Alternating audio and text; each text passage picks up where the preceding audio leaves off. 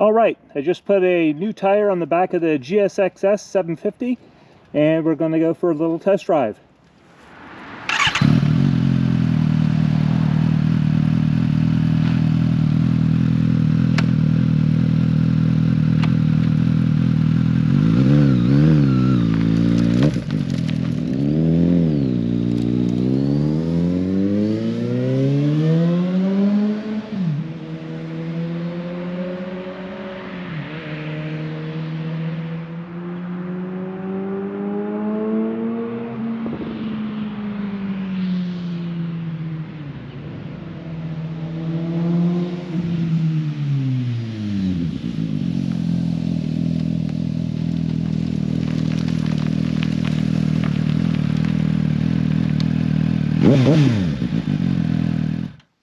Hi and welcome to this episode of John's Motorcycle Rescue and Review.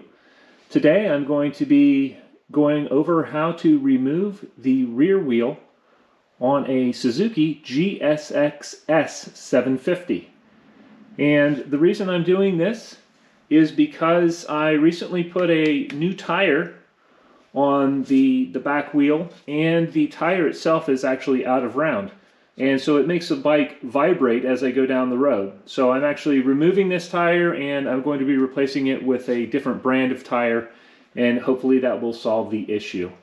The old tire that I had on originally did not vibrate when I drove down the road, and I did check to see, and basically out of round means that the actual height of the tire changes as it spins around. You can't really see it by eye. For this job, we are going to need a couple of things.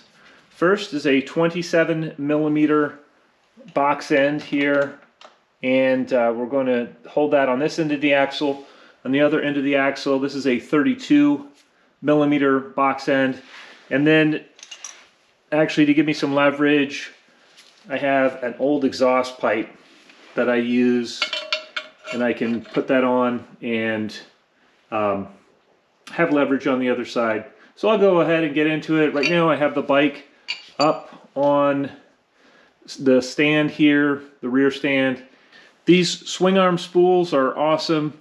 They just make it very easy to get the bike up off the ground safely. These spools lock into these channels here, and it's much safer than ones that just hold underneath the swing arm. It's less likely to fall off of the stand. But it makes it much easier to get the bike up off the ground and actually do maintenance on the chain and the rear wheel and jobs like this. We'll get this wheel removed, get the new tire, and put everything back together.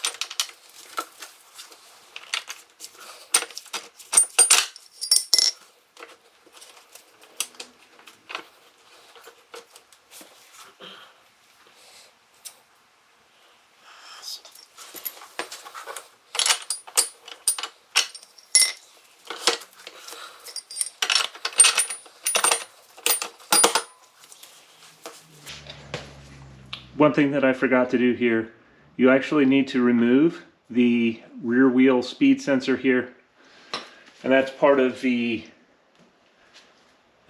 traction control system. So that's an 8mm nut, and I'll grab that tool and come over and remove that.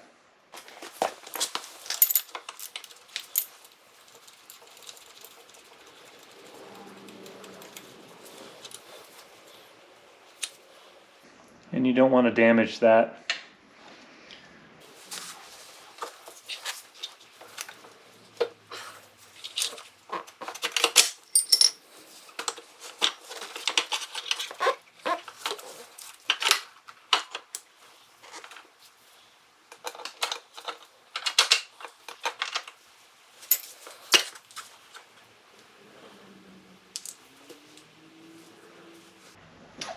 One of the things that I often see mechanics do that is completely unnecessary is they loosen up the adjustment for the chain, and almost all bikes that I've run into, you don't have to do that. So what I'm doing right now, just removing the axle and putting it back in. I'm not going to mess with my chain adjustment at all. There's just no need to. As soon as you drop the wheel, you can roll the wheel a little bit forward, pull the chain off easily, and there's no need to go in and mess with your chain tension settings once those are already set. So just a quick tip there.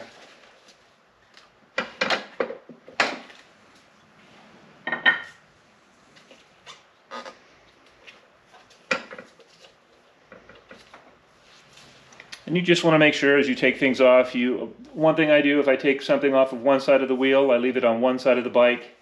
If I take it off the other side, I leave it on the other side of the bike. And that's just so you don't get spacers confused.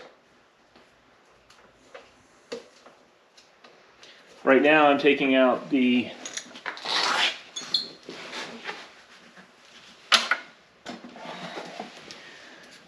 rubber push drive rubber grommets here. I'm not sure exactly what you call these, but these just go on either side of where the chain is, and so when you are on and off throttle, chain slack has a little bit of cushion there.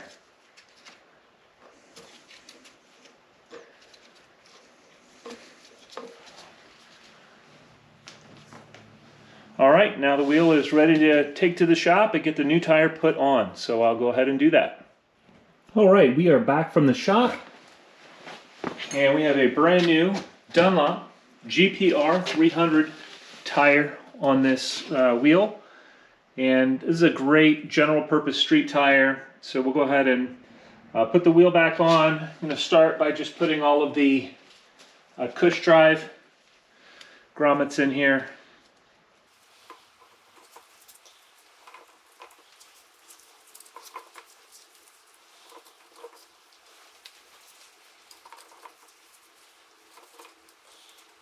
That was quick and easy.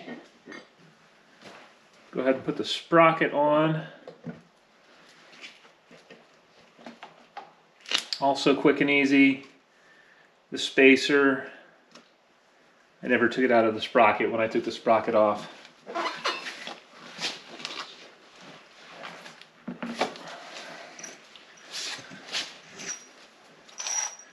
On this side of the wheel we have this spacer. It goes in here. Go ahead and roll the wheel forward and put the chain back on.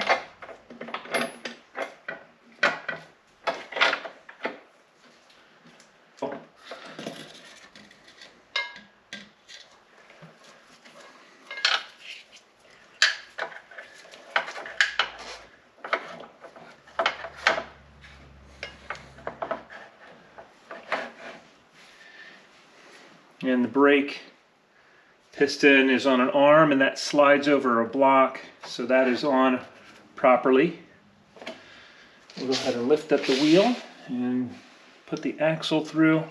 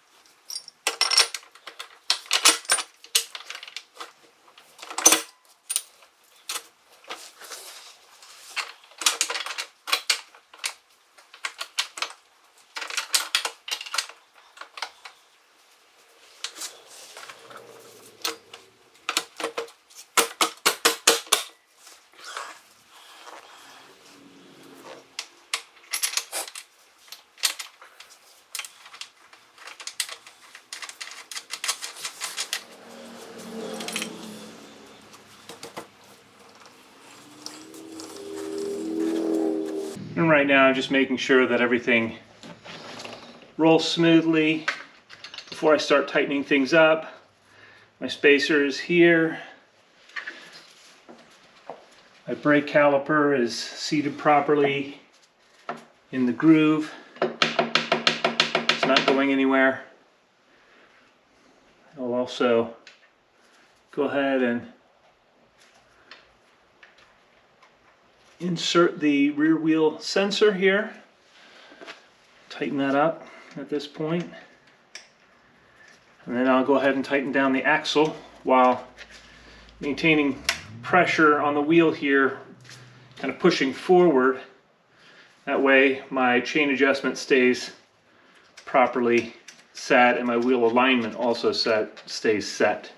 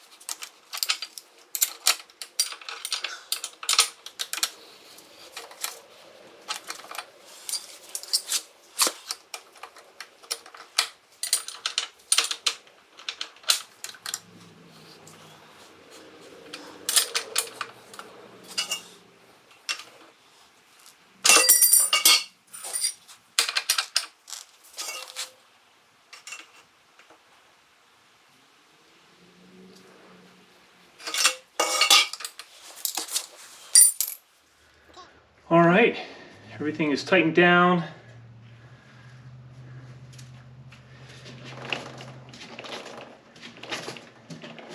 The wheel rolls smoothly. Chain tension is right where it should be. We've checked that in an earlier video. And before I take it off the stand, I'm actually making sure that the rear brake is pumped up so that when I go to use the rear brake, it works. So we are ready to take the bike off the stand. And even though I just had this done, I'm actually going to check the tire pressure first before I go on a test drive. And I'm also going to be very careful on this brand new tire.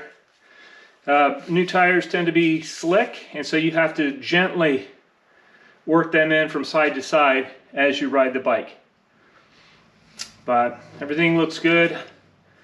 Again, I'll take this around the block, make sure it runs and drives like it should, and we should be good to go.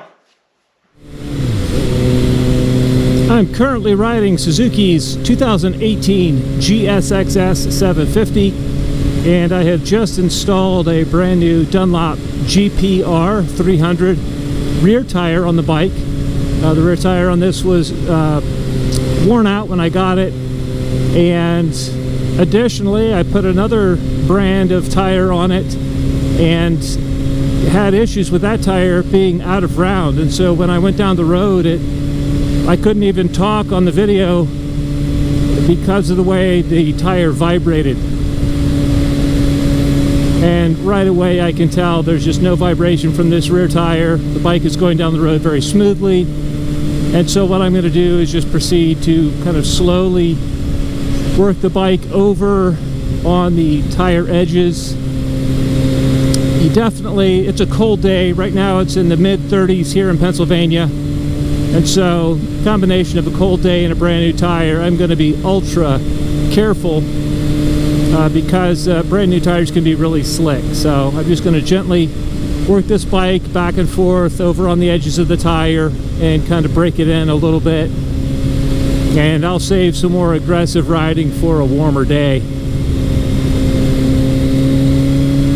But so far everything just handles just like it should, drives like it should, so I'm happy with this new Dunlop tire. I've run these on a lot of bikes and I've never had an issue with one being out of round or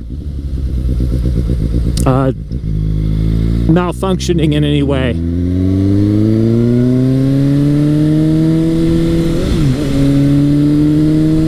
I hope you found this video helpful and informative, and until next time, ride safe.